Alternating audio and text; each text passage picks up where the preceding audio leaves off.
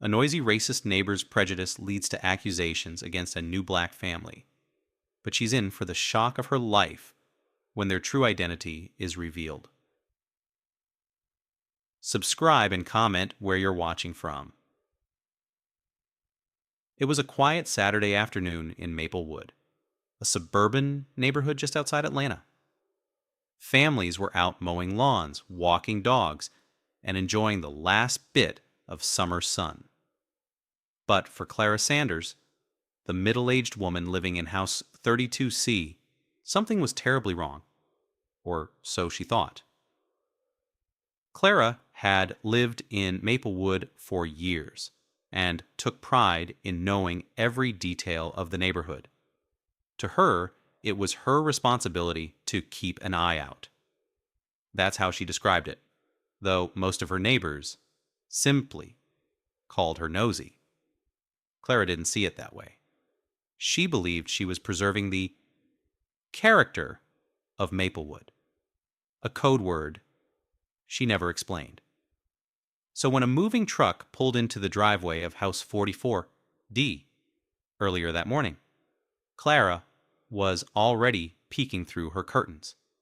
She squinted as the family stepped out, a young black couple and their 2 children, a boy around 10 and a girl no older than 7. Clara's lips tightened. "Here we go," she muttered, reaching for her phone. She made a habit of reporting anything she found out of the ordinary. A group of teenagers skateboarding, she called the HOA, a car parked a little too long on the street. She'd already dialed the non-emergency police line. Today, though, she didn't even hesitate. "This is Clara Sanders," she said, as soon as the dispatcher answered. "I need to report some suspicious activity. There's a family moving into 44D. They don't look like they belong here." The dispatcher paused, clearly caught off guard. "What exactly do you mean by suspicious activity, ma'am?" Clara bristled at the question. "Well, I don't know. They're unloading boxes, but they don't seem very professional. And they've got kids running around everywhere. This neighborhood has rules, you know." The dispatcher's tone remained calm. "Ma'am, moving into a home isn't a crime. Do you have any actual reason to believe they're doing something illegal?" Clara huffed, offended by the question. "I'm telling you, something's not right. Send someone to check it out. That's what you're there for, isn't it?" Reluctantly, the dispatcher agreed to send an officer to investigate. Satisfied, Clara hung up and returned to her window, her eyes glued to the family as they carried boxes inside. Meanwhile, at House 44D, the Johnsons were busy settling in. Erica Johnson, a pediatrician, carefully unpacked kitchen supplies, while her husband, Marcus, a professor at a nearby university, wrangled their 2 energetic kids. They were excited to start fresh in their new home, but they had no idea they were already the talk of the neighborhood. The police car arrived about an hour later. Clara smirked, crossing her arms as she watched Officer Daniels step out. She had dealt with him before, always polite, but not overly enthusiastic about her calls. Today, however, he looked less than pleased. He approached the Johnsons' door, clipboard in hand. Erica answered, a look of confusion on her face when she saw the officer. "Good afternoon, ma'am," Daniels said, shifting uncomfortably. "I got a call about some concerns, just here to make sure everything's all right." Erica raised an eyebrow. "Concerns about what?" Daniels hesitated, clearly uncomfortable. "A neighbor reported suspicious activity. Mind if I ask a few questions?" Erica stepped aside, her expression calm but firm. "You can ask, but I'm going to need you to explain why we're being questioned for moving into our own home. Marcus joined her at the door, standing tall and steady, while their children peeked curiously from behind them. Daniels quickly realized he'd walked into a situation he wanted no part of. He cleared his throat. Honestly, ma'am, I don't see any issues here. I'm just doing my job, but it looks like there's been a misunderstanding. Before Erica could respond, Clara came marching up the driveway, her arms flailing for attention. Officer, don't let them fool you. Did you check their IDs? Do they even own this house? Daniels turned to face Clara, his patience visibly thinning. Ma'am, I don't think there's anything suspicious here. They're just moving in. Clara wasn't satisfied. Oh, come on, you're just going to take their word for it? I've lived here for years, and I know when something isn't right. People like them don't usually. Excuse me? Erica's voice cut through Clara's rant like a blade. Her composure was gone, replaced with cold fury. People like us? Care to finish that sentence? Clara froze, suddenly aware that the entire street was watching. Neighbors had stepped outside, drawn by the police car and Clara's shouting. Some were recording.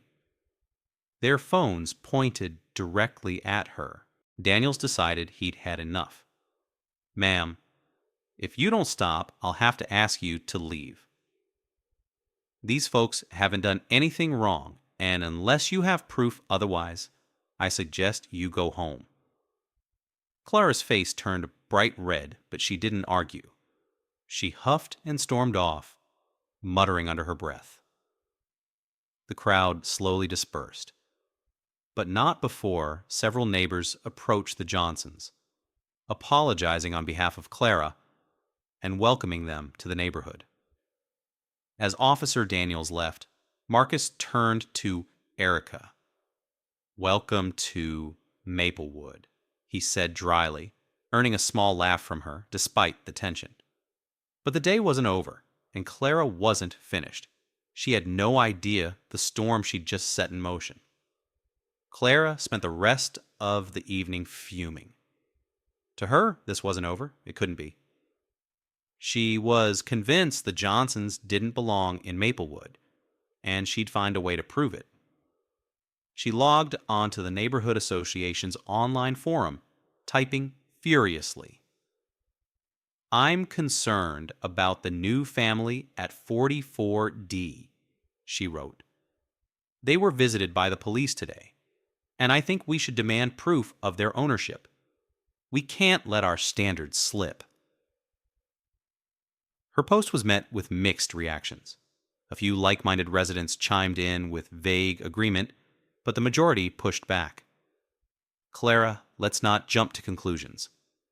One reply read, We met the Johnsons earlier today, and they seem like a lovely family. Maybe give them a chance? Another comment was sharper.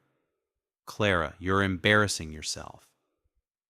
This isn't the first time you've harassed new neighbors. Let it go. Clara ignored the criticism, but it stung. She went to bed angry, determined to find something, anything, to justify her behavior. Meanwhile, at 44D, Erica and Marcus were unwinding after a long day. Erica was scrolling through her phone when she came across the forum post. She read Clara's words aloud to Marcus, her frustration evident.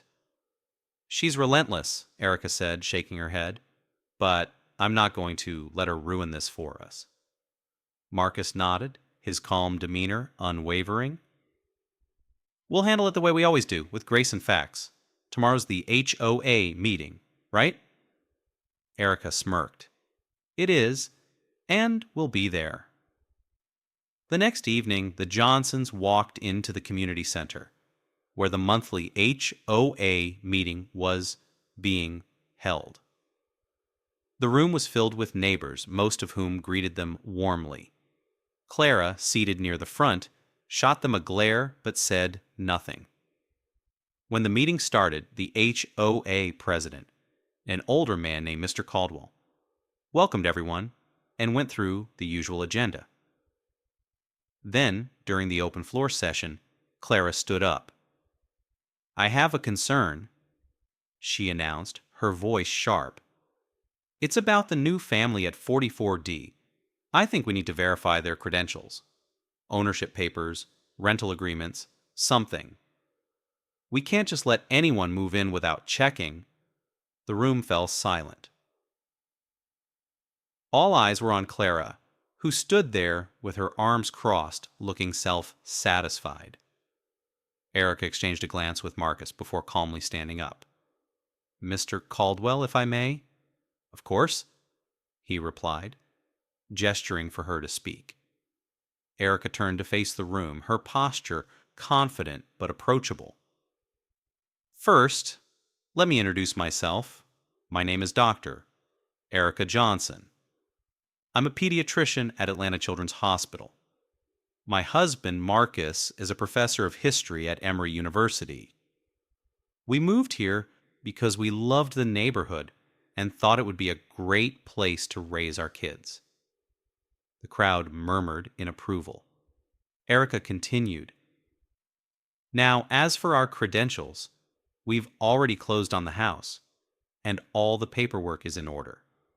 But more importantly, we believe in being good neighbors. We want to contribute to this community, not disrupt it. If anyone has questions about us, we're happy to answer them. But assumptions and accusations don't help anyone." The room erupted in applause.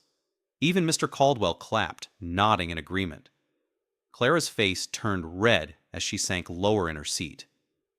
Marcus stepped forward, adding, "We know we're new here, but we're here to build bridges, not walls. We hope you'll judge us by our actions, not by what someone thinks they see through a window." The applause grew louder. Several neighbors stood, offering apologies and expressing their support for the Johnsons. Clara, meanwhile, stayed silent, her earlier confidence completely gone. After the meeting, many neighbors approached the Johnsons, introducing themselves and inviting them to coffee or play dates for the kids. Clara slipped out quietly, avoiding eye contact with everyone. But the story didn't end there.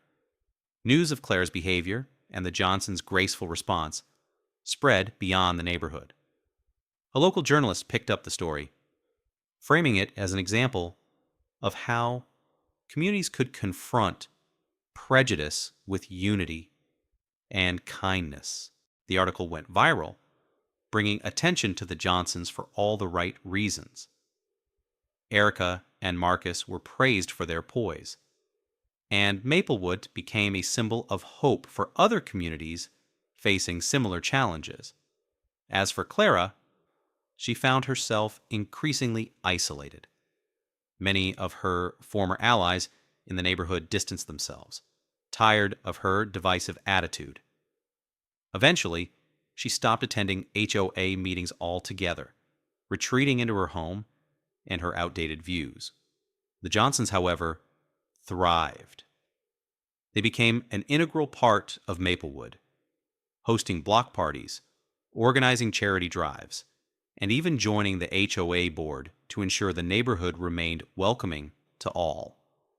In the end, Clara's actions backfired in every possible way, serving as a lesson for anyone who judged others without cause. And for the Johnsons, it was a reminder that grace, strength, and a little bit of courage could overcome even the most stubborn prejudice.